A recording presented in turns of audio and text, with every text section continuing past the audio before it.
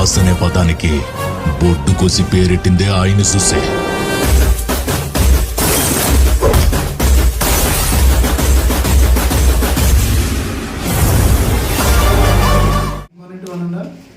ఈరోజు క్లాస్ వచ్చేసి మనకి white paper presentation. White draw చేయాలి. లెఫ్ట్ సైడ్ అండ్ డౌన్ మాత్రం హాఫ్ స్కేల్ డ్రా చేసి నీట్గా సింగిల్ లైన్ ప్రాక్టీస్ అనమాట. ఇది సింగిల్ లైన్ ప్రాక్టీస్ వైట్ పేపర్లో ప్రాపర్ స్ట్రోక్స్తో రాయాలి.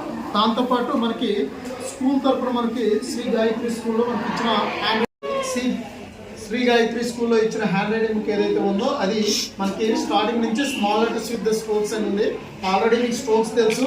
మళ్ళీ ఒకసారి ఈ బుక్లో కూడా క్లాస్ వర్క్లో కానీ హోంవర్క్లో కానీ రోజుకు ఒక పేజీ చొప్పున మనం నీట్గా రాసుకోగలిగితే మన హ్యాండ్ రైటింగ్ అనేది చాలా అందంగా నీట్గా, అంటే వైట్ పేపర్కి వచ్చేసరికి ఈ విధమైన రైటింగ్ అనేది కనపడతా ఉంటుంది అనమాట.